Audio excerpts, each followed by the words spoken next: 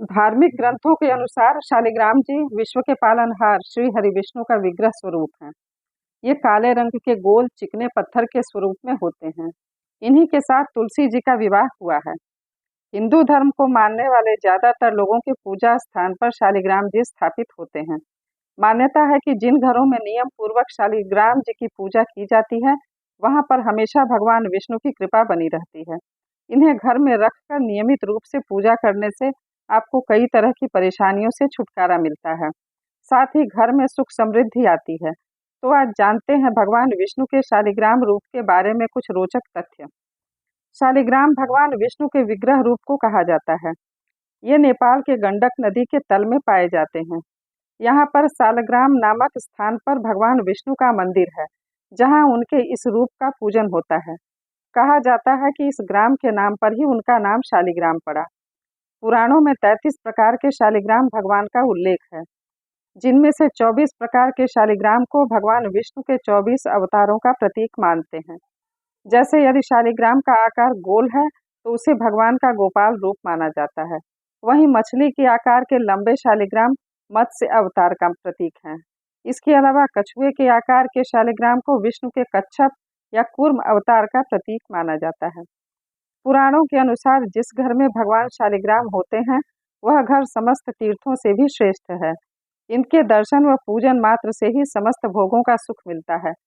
साथ ही जहाँ भगवान शालिग्राम की पूजा होती है, वहाँ भगवान विष्णु के साथ धन की देवी माँ लक्ष्मी भी निवास करती हैं। शास्त्रों के अनुसार जिस घर में तुलसी जी के साथ शालिग्राम की पूजा प्रतिदिन की जाती है, उस घर से दरिद्रता कोसों दूर रहती है। साथ ही घर परिवार में सुख शांति भी बनी रहती है। हर वर्ष कार्तिक माह में श्री शालिग्राम और तुलसी का विवाह होता है। पत्थर के स्वरूप में धरती पर रह रहे भगवान विष्णु शालिग्राम के रूप को तुलसी के साथ विवाह करने से घर में व्याप्त धन की कमी, क्लेश, कष्ट और समस्त रोग भी दूर हो जाते हैं। इसके अतिरिक्त जो भी व्यक्ति नियमित रूप से शालिग्राम शिला का जल से अभिषेक करता है, उसे समस्त सुखों की प्राप्ति होती है।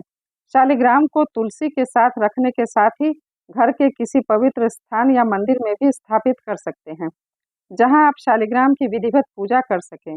धार्मिक मान्यता के अनुसार शालिग्राम भगवान की पूजा बहुत ही नियमों के साथ करनी चाहिए, अन्यथा घर में अशांति आती है। यदि आपने शालिग्राम को घर के मंदिर में स्थापित कर रखा है, तो उसमें रोज तुलसी दल या तुलसी की पत्तियां अर्पित करें। एक से अधिक शालिग्राम न रखें। ऐसा करने से आर्थिक संकट व बीमारियों का सामना करना पड़ता है। यदि शालिग्राम की पूजा घर में होती है तो मांस मदिरा का सेवन न करें। यदि घर में शालिग्राम है तो उनकी नियमित पूजा होनी चाहिए। शालिग्राम पत्थर जितना काला होगा, जितनी आकृतियां होंगी, वो उतना ही श्रेष्ठ होगा, प्रभावशाली होगा। भगवान विष्णु को सती वृंदा के श्राप के कारण शालिग्राम का स्वरूप प्राप्त हुआ था। स्कंद पुराण के कार्तिक महात्म्य में भगवान शालिग्राम की स्तुति की गई है। भगवान विष्णु पत्थर के रूप में पूजे जाते हैं। पौराणिक कथाओं के अनुसार शंखचूड़ नामक दैत्य की पत्नी वृंदा अत्यंत सती थी। उसके सतीत्व को भंग किए बिना शंखचूड़ को परास्त करना असंभव था। श्रीहरि ने छल से रूप बदलकर वृंदा का सतीत्व भंग कर दिया था। तब जाकर भगवान शिव ने शंखचूड़ का वध किया। जब वृंदा को इस बात का पता चला कि उनका सतीत्व भगवान विष्णु ने भंग किया है, तो वृंदा ने श्रीहरि को शिला के रूप में होने का श्राप दे दिया, जिसके बाद श्रीहरि शिला के रूप में परिवर्तित हो गए थे। तब से श्रीहरि शिला के रूप में भी रहते हैं। इन्हें शालिग्राम कहा जाता है। वृंदा ने अगले जन्म में तुलसी के रूप में पुनः जन्म लिया था। भगवान विष्णु ने वृंदा को आशीर्वाद दिया कि बिना तुलसी दल के कभी उनकी पूजा संपूर्ण नहीं होगी।